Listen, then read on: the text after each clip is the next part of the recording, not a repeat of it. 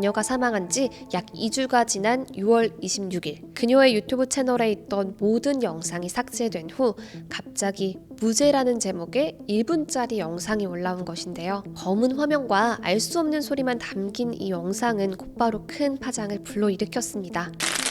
안녕하세요, 랭킹스쿨입니다. 여러분들이 자주 보던 유튜버가 세상을 떠났다는 소식을 들으면 어떤 느낌이 들 것 같나요? 저 같은 경우는 갑작스러운 소식에 충격을 받을 것 같기도 하고 꽤 오랫동안 슬픔에 잠길 것 같기도 하고 어떻게 보면 믿기지 않을 것 같기도 한데요. 그래도 점차 시간이 지나면서 괜찮아질 테고 종종 채널에 남겨진 영상들을 보며 유튜버를 추억하기도 하겠죠. 그런데 사망한 줄로만 알았던 그 유튜버의 채널에 갑자기 그 유튜버가 올린 듯한 영상이 하나 올라오면 어떨 것 같으세요?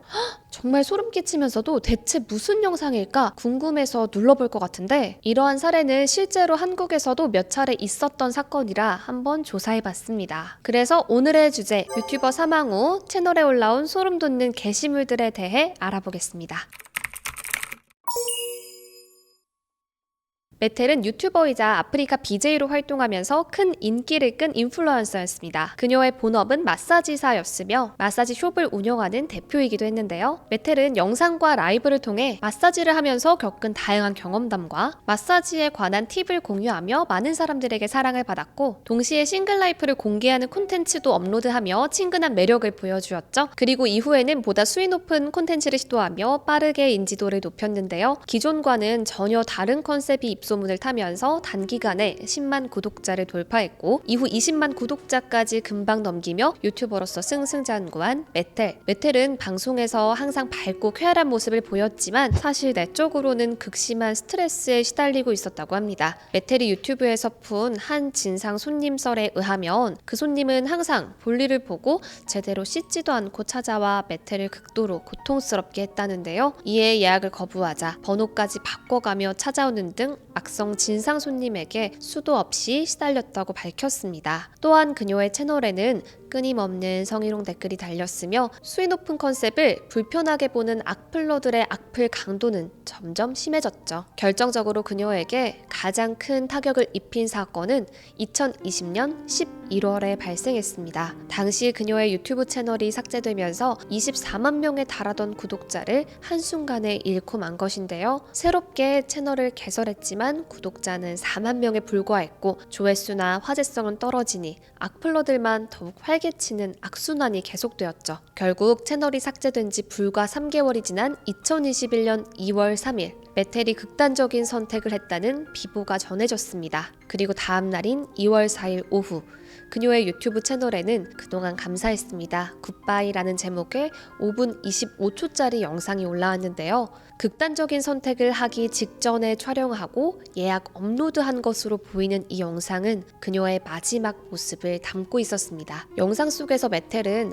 마사지 여신이라는 칭호가 좋았다. 하지만 섹시한 이미지로 어그로를 끌었던 점에 대해 죄송하다고 담담하게 사과했는데요. 또한 저에게 마사지를 받아보고 싶다고 했던 분들에게 직접 해드렸다면 좋았을 텐데 방송을 통해 몸값을 높이려고 한 것이 죄송하다며 솔직한 심정을 털어놓았습니다. 이어 그녀는 자신이 조울증을 앓고 있었음을 밝히며 방송을 시작하면서 증상이 재발해 3년 동안 약을 복용했지만 어느 순간 약을 끊게 되었다고 고백했습니다. 이후 무기력감에 빠졌고 점점 사람들과의 관계를 맺는 것이 힘들어졌다고 말했죠. 영상 후반부로 갈수록 그녀의 감정은 더욱 북받쳐 올랐습니다. 처음에는 차분하게 이야기를 이어가던 그녀는 점점 눈물을 흘리며 행복하다는 생각을 하지 않고 살고 있었다. 그래서 그만하고 싶다. 코로나로 인해 지쳐간다. 라고 말하며 가족과 팬들 그리고 함께 일했던 동료들에게 미안하다는 말을 남겼습니다. 이 영상은 팬들에게 깊은 슬픔을 안겨주었고 많은 이들이 그녀의 죽음을 안타까워했죠. 메텔은 극단적인 선택을 하기 전 왜 연예인들이 극단적인 선택을 하는지 이제야 간접적으로 느꼈다며 악플과 비난에 대한 고충을 토로하기도 했는데요. 메텔을 오래 지켜본 구독자들은 특정 커뮤니티에서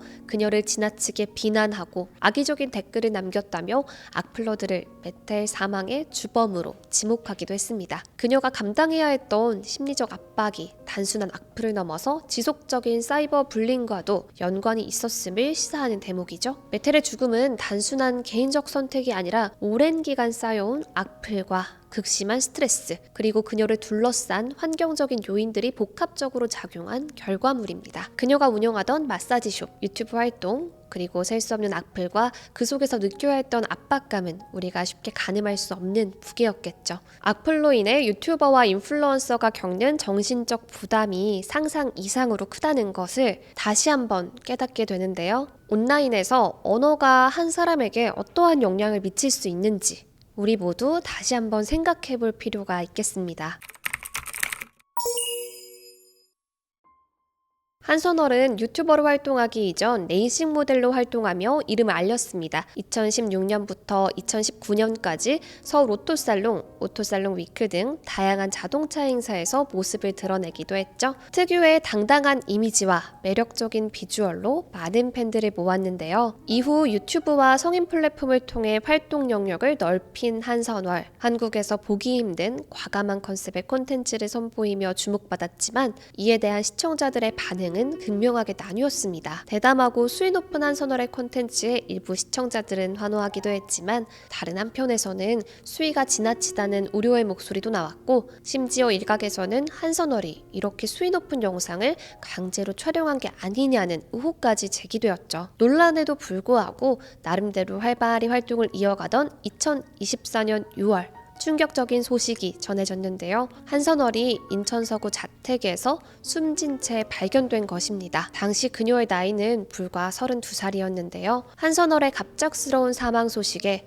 강압적 촬영으로 인한 극단적 선택이 맞다는 주장이 강력하게 제기되었습니다. 사망 소식이 전해진 다음 날 여러 매체들도 한선월이 성인 콘텐츠로 올린 수익이 범죄 수익으로 간주돼 압류될 위기에 처했고 이런 상황이 그녀의 극단적 선택에 영향을 끼쳤을 것이라는 내용을 보도하며 심리적, 경제적 압박으로 인한 극단적 선택설에 사실상 종지부를 찍었는데요. 그렇게 유튜브 한선월의 사망 사건은 일단락되는 듯 했죠. 그런데 그녀가 사망한 지 약 2주가 지난 6월 26일 기이한 일이 발생했습니다. 그녀의 유튜브 채널에 있던 모든 영상이 삭제된 후 갑자기 무죄라는 제목의 1분짜리 영상이 올라온 것인데요.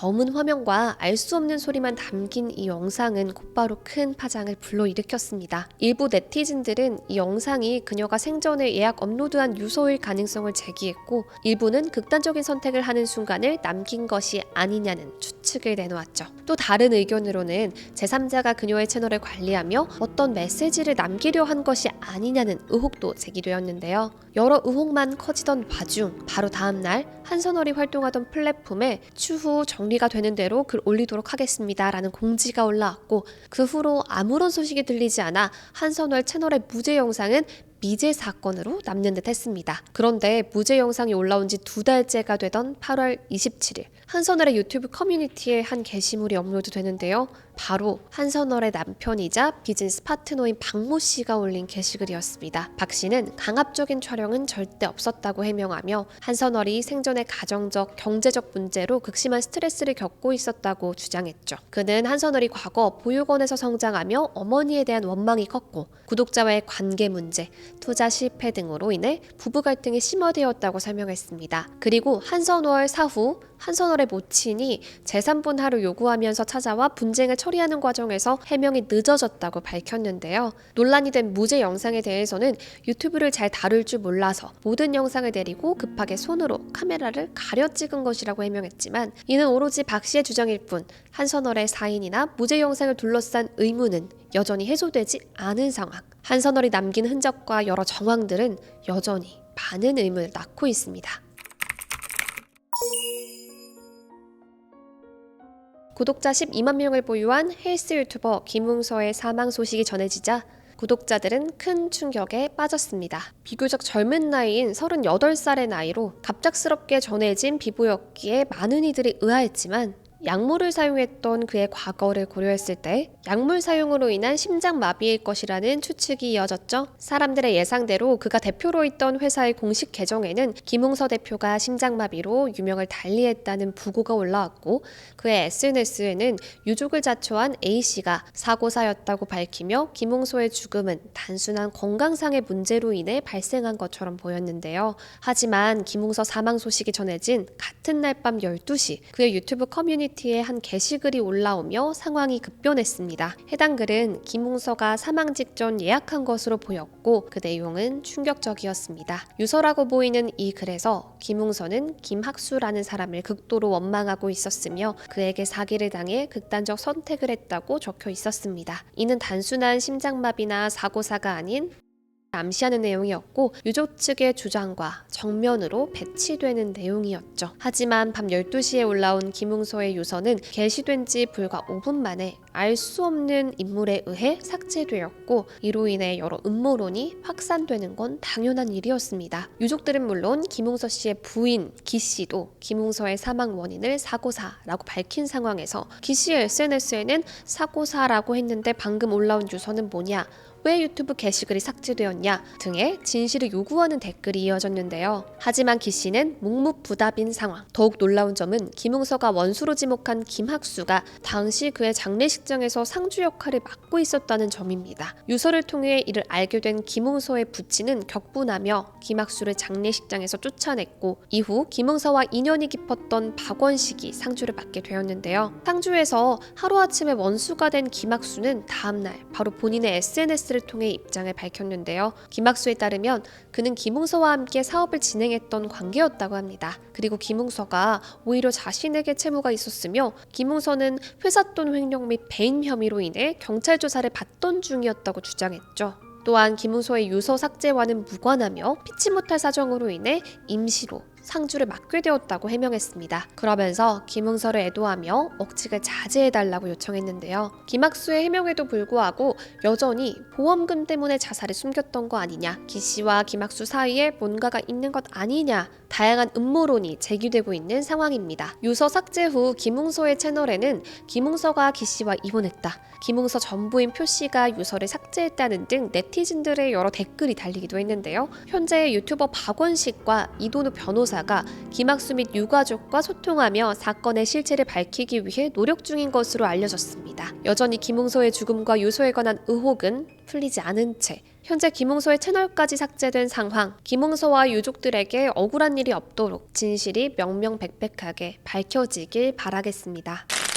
이처럼 유튜버들의 갑작스러운 죽음과 이후에 업로드된 게시물들은 많은 의문을 남겼습니다. 사망 후 올라온 단 하나의 게시물이 많은 사람들의 관심을 집중시켰고 예상치 못한 논란으로 번지기도 했죠. 결국 유튜브는 단순한 영상 플랫폼이 아니라 누군가의 삶과 흔적이 고스란히 남아있는 디지털 유산의 공간이기 때문일 텐데요. 저도 이렇게 유튜브를 통해 온라인 세상에 제 흔적을 남기고 있다고 생각하니 단순한 기록을 넘어 조금 더 의미 있고 긍정적인 흔적을 남기고 싶다는 생각이 듭니다. 시청해주시는 여러분들도 온라인에서 스스로를 표현할 때 더 많은 사람들에게 좋은 영향과 따뜻한 기억을 남길 수 있길 바라겠습니다. 지금까지 랭킹스쿨이었습니다. 감사합니다.